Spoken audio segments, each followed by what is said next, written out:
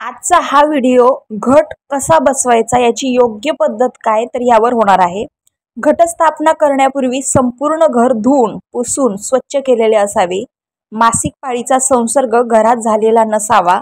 देववारा स्वच्छ केलेला असावा। घटस्थापने दिवशी देवाऱ्याला व घराच्या प्रवेशद्वाराला आंब्याच्या पानांची तोरणं लावावी। दारात रोज सडा रांगोळी काढावी। सर्वत्र गोमूत्र शिंपडावे। पवित्रीकरण करावे। समयी धूप निरांजन लावून वातावरण पवित्र मंगल बनवावे। घरात शांतता असावी। आता बघूयात पूर्वतयारी। वेदिका। एका पत्रावळीवर शेतातून आणलेली काळी माती घ्यावी। ती पत्रावर एखाद्या मोठ्या तबकात ठेवावी। याला वेदिका म्हणतात। वेदिकेत बोटाच्या उभे 1 पेर उंचीचा व विदभर लांब रुंदीचा सपाट डीग करून एक मूठ धान्य म्हणजे सप्तधान्य त्यात मिसळून घ्यावे। ही सप्तधान्य 2 तास आधी हळदीच्या पाण्यात भिजवून ठेवावीत। ही सप्तधान्य कोणती असावीत याचेही शास्त्र आहेत। जवस, तीळ, साळ, मूग, तांदूळ, उडीद आणि गहू। कलश किंवा घट। घट हा मातीचाच असला पाहिजे असे शास्त्र सांगते। मातीचा घट मानवी देहाचे आणि जीवनाचे प्रतीक आहे। म्हणून जन्मापासून मृत्यूपर्यंतच्या सर्व संस्कारामध्ये मातीच्या घटाचा उपयोग केलेला आहे। दुसरे महत्त्वाचे कारण म्हणजे मातीचा घट पाझरतो, त्यामुळे फक्त धान्याचे शेत चांगले उगवते। तांब्याच्या किंवा चांदीचा घटक किंवा फुलपात्र ठेवणे हे अशास्त्रीय आहे। अशा या मृत्युकेच्या घटावर हळद कुंकवाचे पट्टे ओढावेत किंवा ओल्या गंधाने स्वस्तिक काढावे। त्या कलशात हळद, कुंकू, अक्षता, सुपारी, एक सुक्त नाणं, कापूरवडी, फूल, दुर्वा, पाणी घालावं आणि तो कलश वेदिकेत मधोमध ठेवावा। हे सर्व करत देवीचा नाममंत्र मुखाने सतत म्हणावा। तुम्हाला मंत्र नसेल येत तर तुम्ही देवीचं नाव घेतलं तरीही चालेल। काही कुटुंबात त्या घटावर नारळ ठेवतात, तर काही कुटुंबात घटावरच मुख्य देवतेची स्थापना करतात, तर काही कुटुंबात कलशाच्या बाजूला देवीची स्थापना करतात। आपापल्या कुळधर्म कुळाचाराप्रमाणे ते करावे। एका स्वच्छ घासलेल्या ताम्हणात तांदूळ घ्यावे। त्यावर विड्याची 2 पानं ठेवावीत। त्यावर कुंकवाने कमळासारखे किंवा एखादे स्वस्तिक काढावे। नंतर देवीच्या मूर्तीची प्रतिमेची टाकाची श्री सूक्त देवी अथर्व शीर्ष यांनी अभिषेक करून षडोपचारिक पूजा करून तो त्यावर ठेवावा। मुख्य पूजेस प्रारंभ सर्वप्रथम वेदिका पूजन करावे। आता बऱ्याच लोकांना षडोपचारिक पूजा म्हटल्यानंतर खूप अवघड असा शब्द वाटत असेल, पण षडोपचारिक पूजा आपल्या साध्या भाषेत बोलायचं झालं तर पंचामृताने देवाला आंघोळ घालणे आणि त्यानंतर आपला पुसून वगैरे सर्व हळद कुंकू अक्षता वाहणे म्हणजेच ही षडोपचारिक पूजा पद्धत झाली। त्यानंतर ओम वेदिकाय नमः या मंत्राने हळद कुंकू अक्षता फूल धूप दिव्याचे वेदिकाचे पूजन करावे व त्यानंतर सप्तधान्यांचे पूजन करून ते मातीत रुजवावे। त्यावर पाणी शिंपडावे। पाणी शिंपडताना ओम पर्जन्याय नमः हा मंत्र म्हणावा। मग मुख्य नंदादीप लावावा। अखंड दीप प्रज्वलनासाठी धातूची समई वापरावी। ती स्वच्छ घासलेली असावी। फुलांनी सुशोभित करावी। तिच्यात एक विदभर लांबीची तेलाची जोडवात घालावी। ती वात कुंकवाने अथवा रक्तचंदनाने रंगवावी। समई खाली गंधाने त्रिकोण काढावा। नवरात्राचा दिवा अखंड तेवत ठेवण्यासाठी दिव्याजवळ तेलाची बुदली किंवा पात्र व काडीपिटी ही असावी। तेलाच्या पात्राची ही पूजा करून माळा वस्त्र घालून ते ठेवावे। सकाळ संध्याकाळ हातपाय धुवून व बाहेर वापरलेले वस्त्र बदलून हलक्या हाताने कोजळी झटकावी व नंदादीपास तेल घालावे।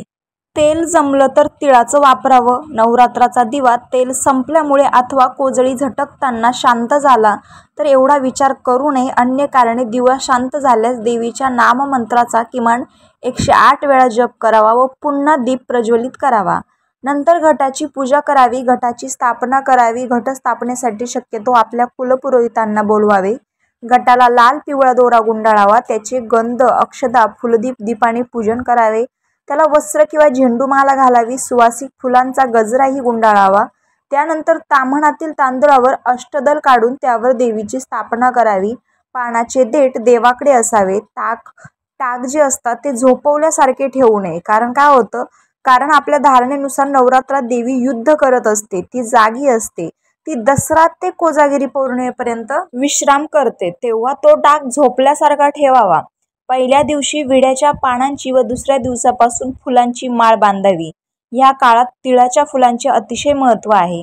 तिळाचे फूल मिळाले नाही तर कोणतीही पांढरी अगर पिवळी सुगंधी फुले वापरावीत. कलश यामध्ये माळ पोहोचेल अशी ती बांधावी. माळबंधन करताना पुढील श्लोक म्हणावा. आपला स्वतःचा उपवास असला तरीही देवीला मात्र घटस्थापनेच्या दिवशी व नवमीच्या दिवशी पुरणपोळीचा आणि रोज वेगवेगळे गोड पदार्थांचा नैवेद्य दाखवावा. रोज कुमारिका पूजन करावे. कुमारिकेची डाळिंब तांदळाने ओटी भरावी. केळीने ओटी भरू नये. तिला भोजनात बोलवावे ते तर उत्तमच आहे. ते नाही जमल्यास तिला दूध केळी तरी द्यावी. प्रतिपदेपासून नवमीपर्यंत सुवासिनी ब्राह्मण व कुमारिका भोजन करावे. सुवासिनीला वस्त्र, साडी, चोळी, डाळिंब, नारळ, ओटीत तांदूळ, गजरा, बांगड्या, विडा, दक्षिणा, गळसरी, जोडवी, करंडा, आरसा, फणी, काजळ म्हणजेच सौभाग्यवान द्यावे. नवरात्राच्या काळात रोज सप्तशतीचा पाठ, नवार्ण मंत्र, स्तुती मंत्र, श्रीसूक्त, देवीच्या विविध स्तोत्राचे पठण करावे. देवीचे भजन यापैकी जे शक्य असेल ते अनुष्ठान करावे. या काळात रोज कुमकुम अर्चन करावे. नवरात्र समाप्ती आपापल्या कुळपरंपरेने करावी. नवमीस किंवा दशमीस समाप्तीच्या दिवशी नेहमीप्रमाणे षोडोपचार पूजा करून माला बंधन करावे. नंतर मात्र समक्ष्व किंवा असमक्ष्व असे म्हणून देवीवरून ईशान्य दिशेकडे एक फूल वाहावे. नवरात्र समाप्तीच्या दिवशी देवीचे उद्यापन असते, विसर्जन नसते. त्यामुळे देवीवर अक्षता वाहून विसर्जन करू नये. मात्र अक्षता वाहून वरुण घट व वेदिका यांचे विसर्जन करावे. ब्राह्मण, सुवासिनी व कुमारी यांना भोजन द्यावे. दसऱ्याला सीमोल्लंघन नंतर रात्री देवी झोपते ती पुन्हा कोजागिरी पौर्णिमेस उठते. नवरात्र काळात फक्त देवीची पूजा करावी, इतर देवांची पूजा करू नये. आता आहेत देवीच्या प्रसन्नतेसाठी महत्त्वाच्या टिप्स. अश्विन शुक्ल प्रतिपदेला चंद्राचे दर्शन घेऊ नये. महानवमीच्या दिवशी देवीला 16 प्रकारच्या फळांच्या रसांनी, विशेषतः ऊसाचा रस, मधाने, दुधाने, गंगेने, सुगंधी अत्तराने, चंदनयुक्त पाण्याने, पंचामृत आणि पंचगव्याने, सुवासित फुलांनी, दुर्वांनी, बेलपत्र यांनी स्नान घालून तिच्या पूजा करावी. नवरात्रात किंवा एरवी हे सप्तशतीचे पाठ मंदिरात केले तर त्याचे अपार फळ मिळते. नवरात्रात पहिले 3 दिवस महाकालीची, मधले 3 दिवस महालक्ष्मीचे आणि शेवटचे 3 दिवस महासरस्वतीची उपासना करण्याची पद्धत आहे.